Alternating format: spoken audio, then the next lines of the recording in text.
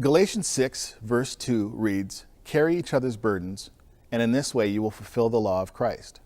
Now, when I read that again recently, I was reminded of my own responsibility as a parent to do exactly what the word says, to carry the burdens of my children. As a parent who strives to be media wise, the more I wade into the ever-changing world of both traditional and social media, the more I become aware of the weight of the burdens of the next generations. In so many ways, today's youth are burdened and pressured in ways that we could have never imagined.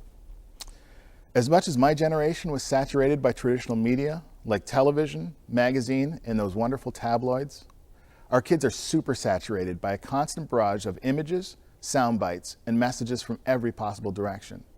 Many of the messages that they're hearing communicate that they don't measure up and that they're not good enough. As parents, we have the awesome and relentless responsibility to teach our kids how to filter and how to diffuse those wrong messages. We have the ability to deliberately help our kids to understand, as John Eldredge has stated, you have what it takes. Now, I've used a couple of words there. I used relentless, I used deliberate, and Galatians 6 also mentions the need to be gentle. We can be relentless in the consistency of our message to our kids. You are loved unconditionally, we can tell them. You can tell us anything, even when all we're getting is grunts and one-word answers between text messages.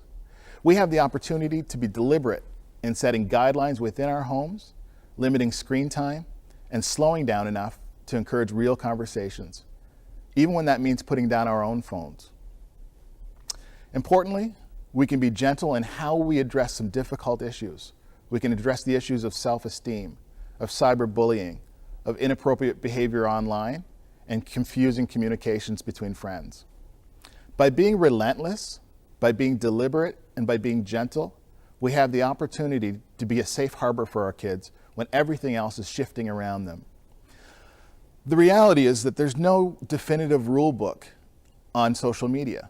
The book hasn't been written how to be a parent in the digital age. There's no clear answers for questions like, should a child have a cell phone? How do we deal with kids when they're texting constantly? How does a child manage or a teen manage their digital identity?